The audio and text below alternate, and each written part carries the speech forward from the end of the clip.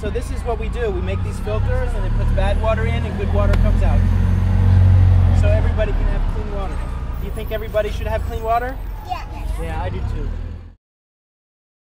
My name is Steve Carpenter, Professor of Art Education, and I have been the Chief Executive Artist for Reservoir Studio here at Penn State since September of 2011.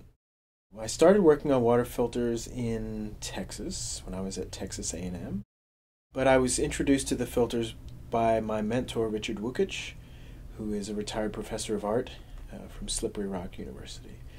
And he and a colleague, Manny Hernandez from Northern Illinois University, turned me on to the water filters, an appropriate technology that can help render disease-ridden water potable. So Reservoir Studio is in the basement of the Arts Cottage.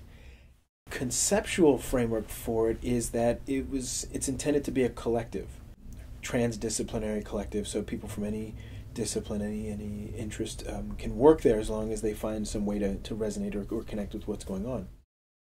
So the Reservoir Studio is a space in which students, faculty members, colleagues can come whenever they need to work on various aspects of the filter project, but they become different threads, right? There are curriculum pieces, there are artistic pieces, there are publicity, there's advocacy, there are a whole number of facets to this, and every one of those facets has a home and has a place in the studio.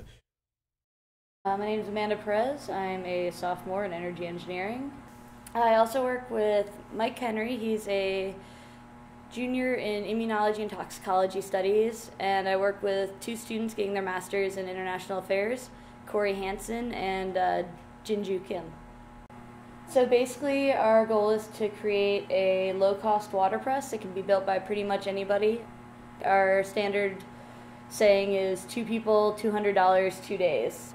So right now what we're working on is just kind of a frame model with a car jack press, and you just use the press to push down against the clay between 2 molds made of steel mixing bowls, and out comes a pressed filter, which you let dry and then fire in a kiln, and with the burnout material it should filter water.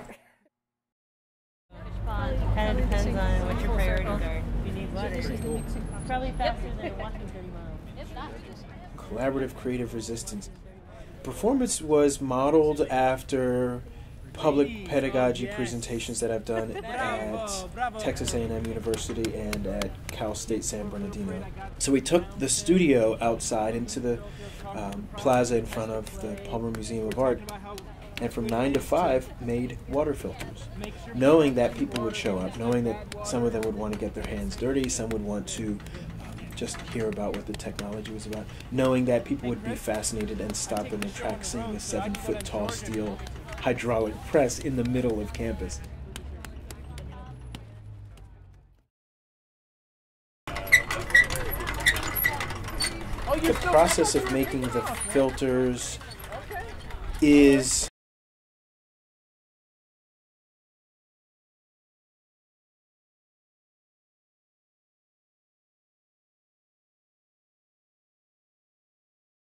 At which point you wedge the clay to remove all of the excess air because you don't want any cracking in your filters. Make sure people have clean water, they understood bad water, and that people can get sick. It was great. It was great. Good.